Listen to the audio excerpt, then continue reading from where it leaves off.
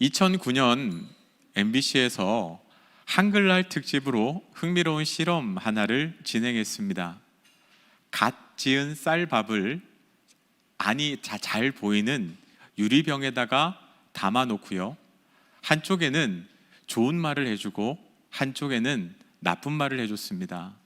그 두 병이 어떠한 변화를 보이고 어떠한 차이를 보이는지 살펴보는 실험이었는데요, 그 좋은 말을 해주는 병에다가는 이런 말을 했다고 합니다. 고맙습니다, 사랑합니다, 참 예쁘다, 이런 말들을 해줬고요, 그 반대쪽 나쁜 말을 하는 병에다가는요, 짜증나, 미워, 꺼져, 냄새 날 것 같아, 그런 나쁜 말들을 해주었답니다. 그리고 나서 3일, 4일이 지났을 때 그 두 병에는 확연히 다른 차이를 보입니다. 좋은 말을 해준 그 병의 쌀밥은요, 하얀 곰팡이가 피고요, 그냥 보기에도 아름답게 변해갑니다.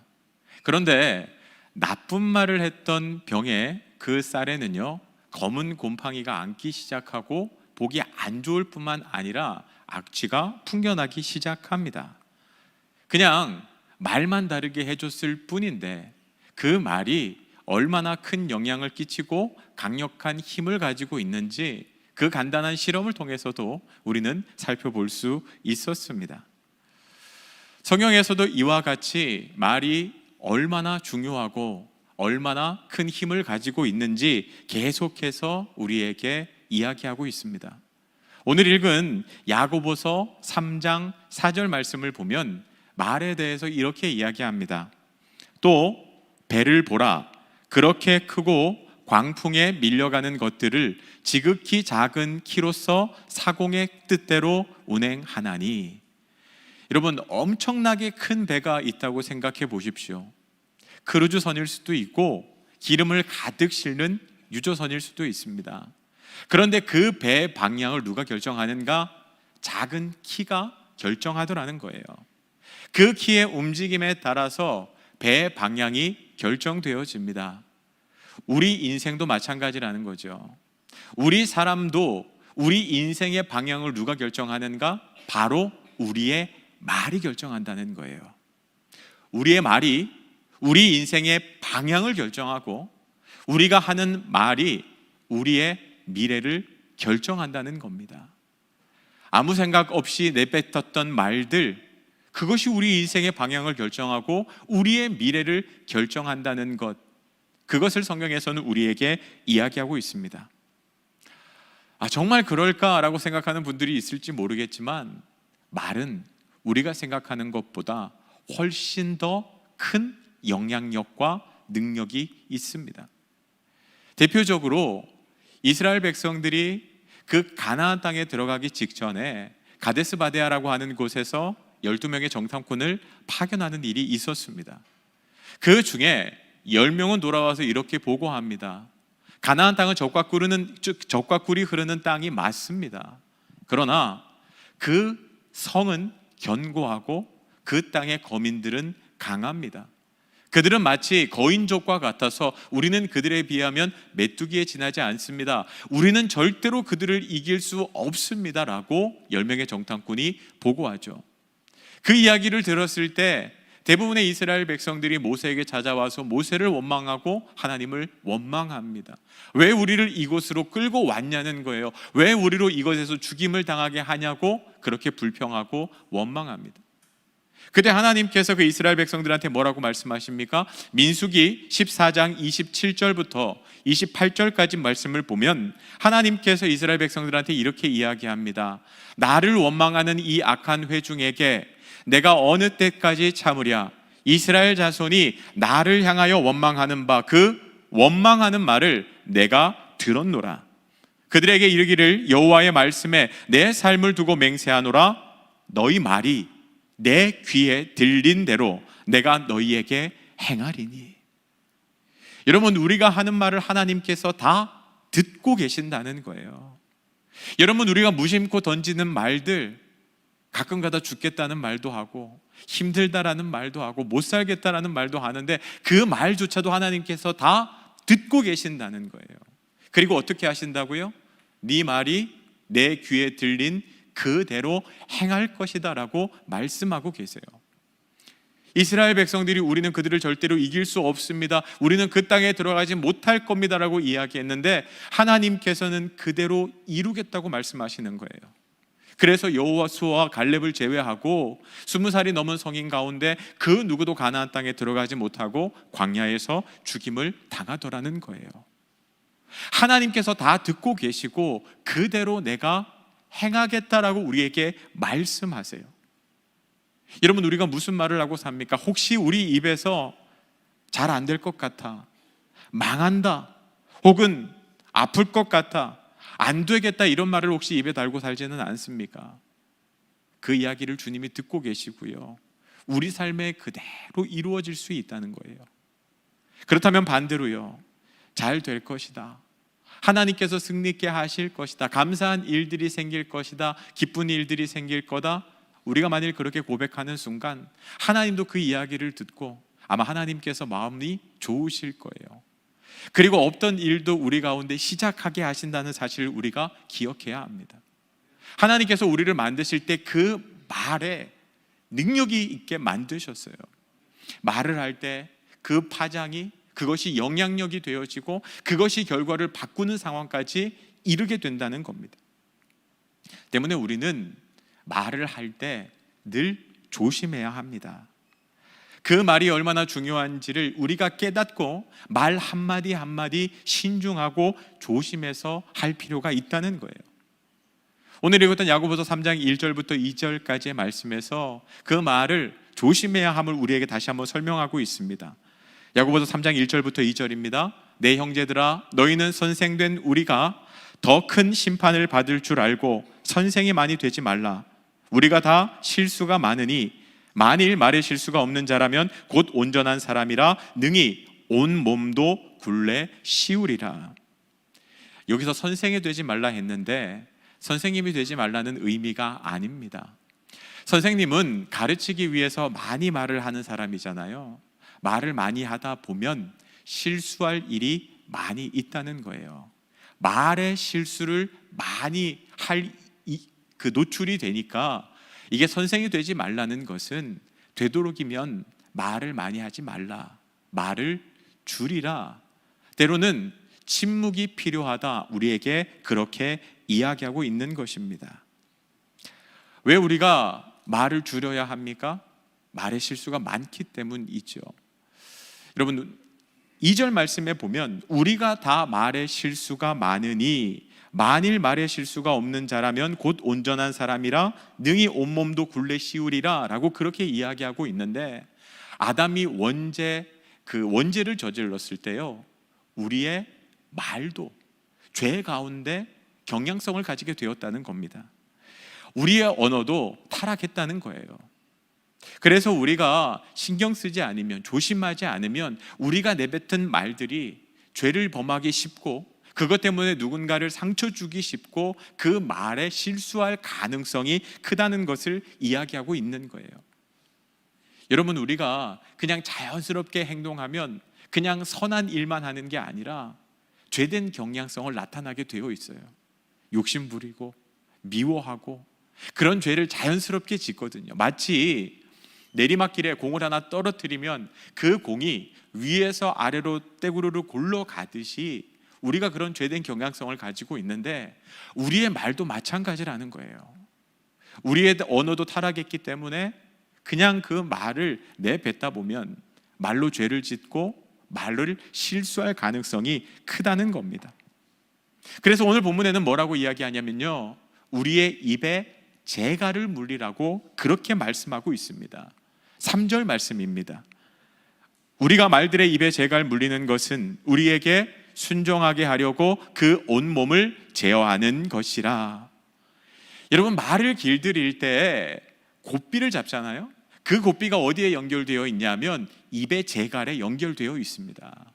근데 이 재갈은 그냥 가죽을 그 말의 입에 물리는 게 아니고, 그냥 천을 덧대는 것이 아니고 그 가죽 안에다가 그 쇠조각을 붙인다고 해요. 고삐를 잡아당기면 어떨까요? 그 재갈 안에 있는 쇠조각이 그 말의 입을 누르면서 고통을 느끼겠죠. 그렇게 고통을 느끼면서 말은 주인의 그 의도를 파악하고 명령을 파악하고 순종하게 되는 겁니다. 피가 줄줄 흘러내릴 때 자기 마음대로 함부로 하는 것이 아니라 주인의 말에 순종하게 되는 거죠. 우리의 말도 마찬가지라는 겁니다. 우리의 입에 재갈을 물리라, 그 이야기는 우리가 하고 싶은 말을 다 하면 안 된다는 거예요. 그 고삐를 누구한테 맡겨야 될까요? 주님께 맡겨야 되죠. 성령님께 맡겨야 되는 겁니다. 그래서 내가 하고 싶은 말이 있을 때마다 성령님의 간섭을 받아야 되는 거예요. 하나님의 인도하심을 경험해야 되는 거죠.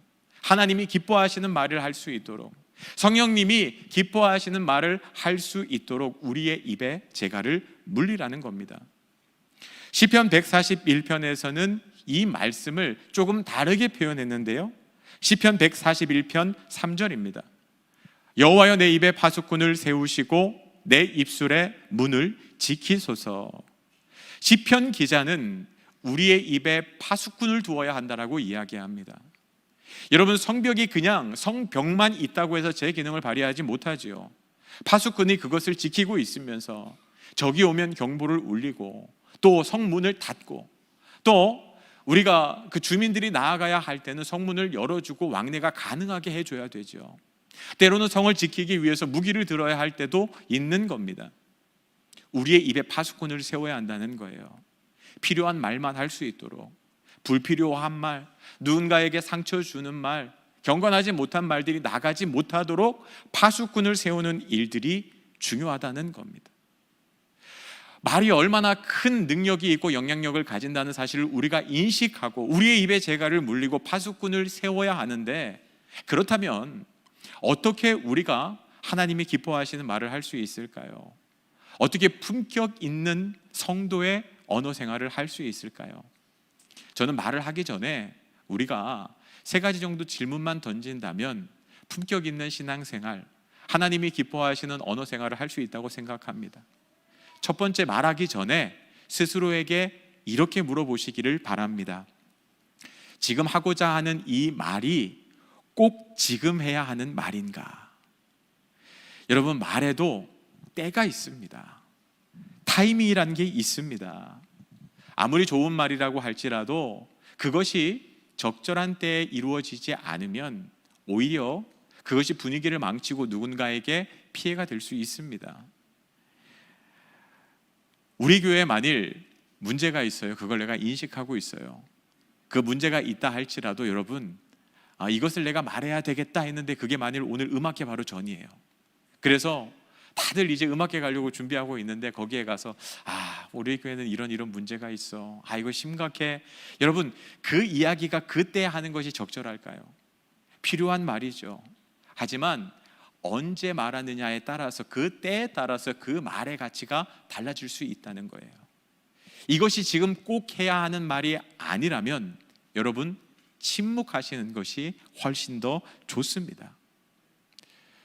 여러분, 제가 지난주에 분노에 대한 이야기를 했는데요, 화가 난다고 해서 그때 화를 내게 되면 죄를 지을 가능성이 큽니다.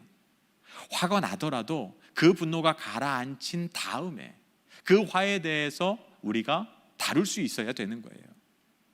만일 딱 집에 들어갔는데 아이들이 또 방 청소를 안 했네요. 며칠 동안 방 청소를 안 하고 더럽게 방을 쓰고 있어요. 막 화가 치밀어 오릅니다. 그래서 그날 아이들을 불러다가 그 이야기를 쏟아내면 어떨까요? 그냥 단순히 방 청소만 하라는 이야기만 하는 게 아니라 그 아이의 인격을 상하게 하고 그리고 그 아이의 마음을 다치게 하는 말들을 쏟아낼 거예요. 여러분, 그때가 적절하지 않다는 거예요. 그러면요, 화가 다 가라앉은 다음에 그 다음에 아이에게 방 청소에 대해서 잘 설득하고 타이르면 아이도 화가 났을 때 듣는 것보다 훨씬 잘 이해하고 설득될 겁니다. 그리고 빨리 가서 방을 치울 거예요. 여러분, 그래서 때가 중요하다는 겁니다.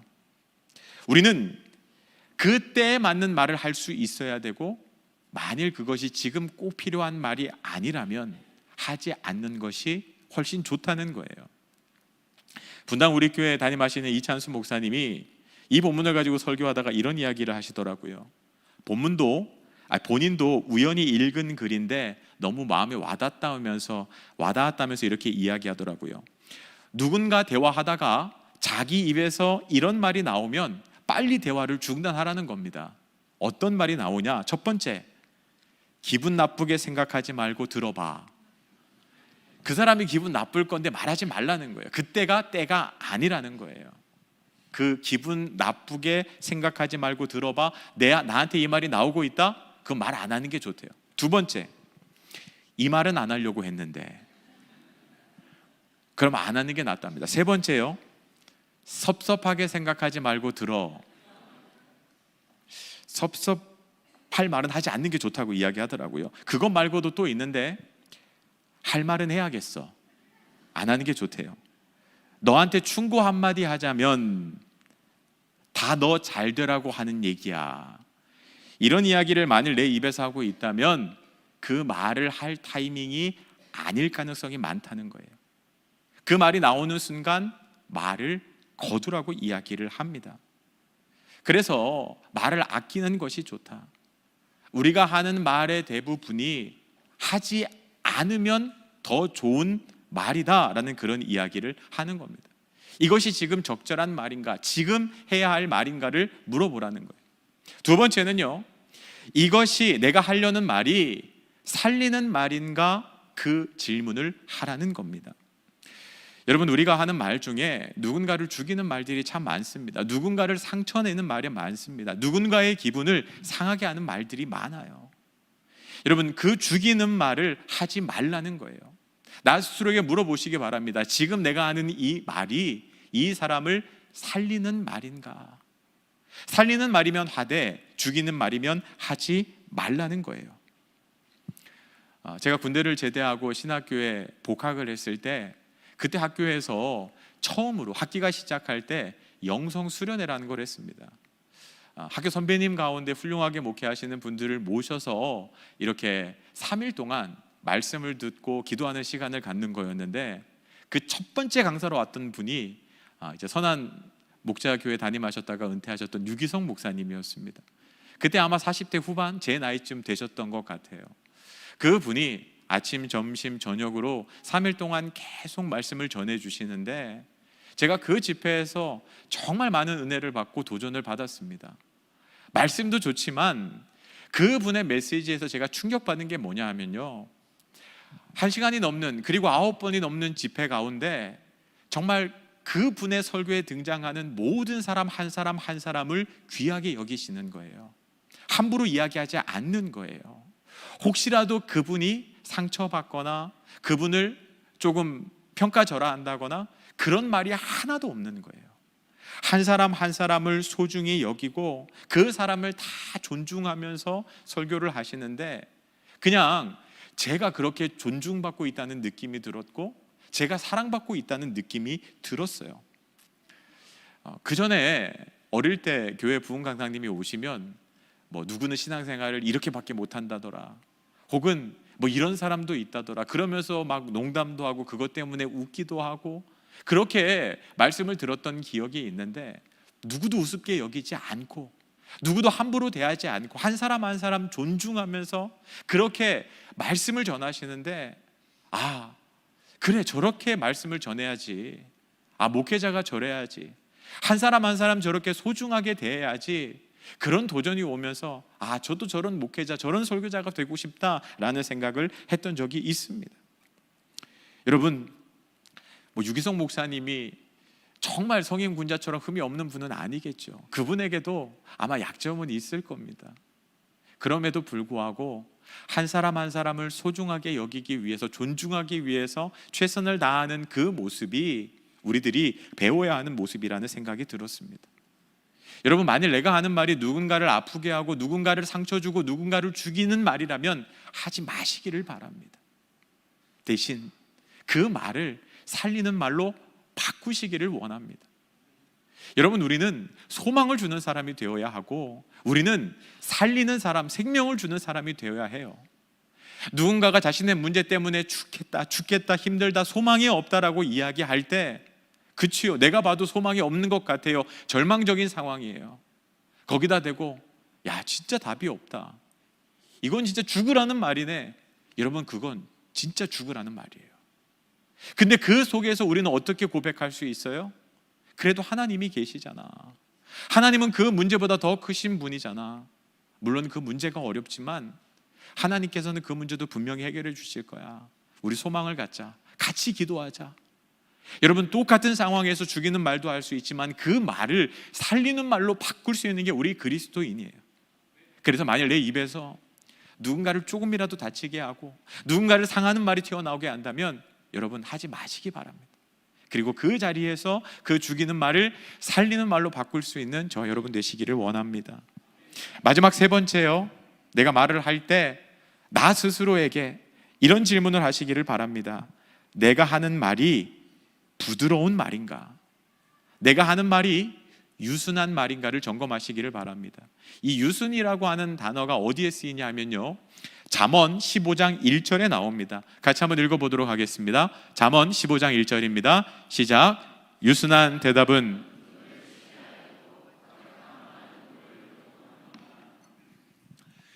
부드러운 말을 해야 합니다. 유순한 말을 해야 됩니다. 아무리 내용이 좋고 아무리 필요한 말이라고 할지라도, 아무리 살리는 말이라고 할지라도 그 말이 무례하거나 너무 과격하면 아무리 좋은 말도 그 사람에게 들리지 않습니다. 선한 영향력을 끼칠 수가 없는 거죠. 그래서 우리는 좋은 말을 좋은 포장으로 그 사람에게 전달해 줄 수 있어야 합니다. 받는 사람이 기분 좋도록요. 근데 이 부분은 저도 약합니다. 저도 강원도 영동 지방이 고향이거든요. 저희 지역도 말이 셉니다. 저희는 경상도 말과 북한 말이 섞여 있습니다. 그래서 말이 억센 편이에요. 그래서 아내가, 제가 그냥 얘기하고 있는데 가끔 저한테 물어요. 여보, 화났어? 저 화가 하나도 안 났는데 그냥 편하게 얘기하는데 그냥 아내가 오해할 때가 있습니다. 근데 이게 바꾸는 게 쉽지 않아요. 나도 유순한 말을 좀 해야 되는데 그건 죄송하지만 우리 여기 계시는 분들도 많이 해당이 될 거라고 생각을 합니다. 억양이 세다 보니까 우리는 다 이렇게 얘기해. 근데 상대방이 화난 것처럼 들리거나 불편하게 여긴다면 우리가 조심을 해야 될 필요가 있는 거죠. 저는 여러분들이 단순히 억양의 문제가 아니라 그 말을 할 때 존중과 예의를 갖추어서 이야기를 해주셨으면 좋겠습니다. 그 동탄 시온교회 하근수 목사님네 교회 가장 중요한 표어가 인사만 잘해도 밥은 먹고 산다잖아요. 인사가 왜 중요합니까? 인사가 그 사람에 대한 존중과 예의가 들어가 있기 때문에 그래요. 인사를 한다는 것은 그 사람을 존중하고 예의를 지킨다는 의미이거든요. 여러분, 말도 마찬가지입니다. 우리의 말에 상대방에 대한 존중과 예의가 들어가 있어야 돼요. 만일 내 말에 존중과 예의가 들어가 있지 않다면 그때는 차라리 침묵하는 것이 낫다는 겁니다. 그래서 여러분, 웬만하면 나보다 연하의 사람을 향해서 아랫사람을 향해서도 높임말을 쓰시기를 바랍니다. 그 사람을 향한 존중을 표해 주시기를 바라요. 그것이 아름다운 언어를, 품격 있는 언어 생활을 만들어가는 기본이 된다는 거예요. 여러분, 언어에도 온도가 있다는 거 아십니까? 언어의 온도라는 책이 있어요. 날마다 내 언어는 몇 도쯤 될까? 여러분 스스로 점검하셔야 돼요. 만일 지금 내가 기분이 안 좋다, 심각하다, 그래서 영하다, 그럴 땐 말을 아끼시는 게 좋아요. 따뜻한 말을 할 준비가 되어 있다, 그러면 그 따뜻한 말을 전해주시기를 바랍니다. 내 말의 온도를 여러분 책임지시고 점검하시고 그 말을 하시라는 거예요. 그래서 우리가 말을 할 때 이 세 가지 질문을 스스로에게 해보세요. 지금 내가 이때에 해야 할 말인가? 이 말을 하기에 적절한 때인가를 점검하시고요. 이 말이 살리는 말인가 점검하시고요. 내 말이 지금 유순한 말인가, 그것들을 점검하셔야 된다는 거예요. 그럼에도 불구하고 우리가 이 세 가지 질문을 던지고 말하는 것이 쉽지 않죠. 그냥 툭툭 튀어나오는 것이 말이잖아요. 어떤 짐승도 다 길들일 수 있지만 이 말을 길들이는 것은 정말 어렵다고 성경에서는 이야기합니다. 그래서 여러분, 하고 싶은 말을 하기보다는 준비된 말을 하는 사람이 되시기를 바랍니다. 내가 오늘 주일 교회에 가서 사람들을 만나게 될 텐데 만나고 나서 생각나는 말을 하는 것이 아니라 내가 오늘 교회에 올 때 성도들을 만나면 어떤 말을 할지를 준비하는 거예요. 날이 더운데 혹시라도 지치진 않는지 힘내라고 격려해 줘야겠다. 야, 오늘 음악회가 있는데 야, 음악회 참 기대된다, 이 얘기를 한번 해주면 어떨까? 오늘 기쁜 하루가 됐으면 좋겠는데 내 안에 있는 기쁨을 어떻게 인사로 전할 수 있을까? 준비된 말을 하시라는 거예요. 여러분, 그래도 오늘 하루에 스케줄이 나오잖아요. 그러면 그 스케줄에서 내가 어떤 사람을 만나게 될지 아는데 내가 할 말을 정하라는 거예요. 준비하시라는 거예요. 그리고 그 말을 할 때 우리 말에 실수가 적게 되어 있어요. 저도 설교를 준비하지만 늘 설교를 준비할 때 원고를 충실히 쓰려고 합니다. 여러분, 원고 없이 이렇게 주제만 툭툭툭 접어서 설교할 수 있어요. 그런데 그렇게 하다 보면 실수가 생겨요. 제가 생각하지 않았던, 준비하지 않았던 말들이 나가게 되고 그것 때문에 누군가에게 상처가 될 수 있어요. 그래서 콤마 하나하나까지, 문장 하나하나까지 최대한 잘 준비하고 몇 번을 다듬어서 그렇게 설교를 준비하고 설교하려고 했습니다. 준비된 설교가 되어야지만 실수가 적기 때문에 그래요. 우리의 말에서도 마찬가지라는 겁니다. 여러분, 말은 엄청난 능력이 있고 엄청난 영향력이 있어요. 말이 우리 인생의 방향을 결정하고 우리의 미래를 결정하게 된다는 거예요. 그러나 우리는 말의 실수가 많은 사람이기 때문에 어떻게 해야 된다고요? 입에 재갈을 물리고 입에 파수꾼을 두어야 해요. 그래서 여러분이 말하기 전에 꼭 이 세 가지, 이것이 지금 해야 하는 말인가? 이것이 살리는 말인가? 지금 내가 유순한 말을 하고 있는가를 점검하셔야 돼요. 근데 그것마저 쉽지 않기 때문에 늘 내가 해야 하는 말을 미리 준비하면서 하나님, 내가 그리스도인으로서 품격 있는 언어 생활을 하기를 원합니다. 내가 그리스도의 향기고 내가 그리스도의 편지가 되어야 하잖아요. 그것은 내 말로 결정돼요. 여러분, 그렇게 준비함으로 스스로에게 질문들을 던짐으로 성도의 품격 있는 언어 생활을 할 수 있게 되기를. 그래서 여러분이 하는 말을 들었을 때 옆에 있는 사람들이 웃음이 지어지고 행복한 일들이 일어났으면 좋겠습니다. 그냥 여러분과 함께 대화를 나누는 것만으로도 치유가 되고 회복이 되고 기대가 되는 역사가 우리 성도님들의 삶에 가득 넘치기를 주님의 이름으로 축복합니다.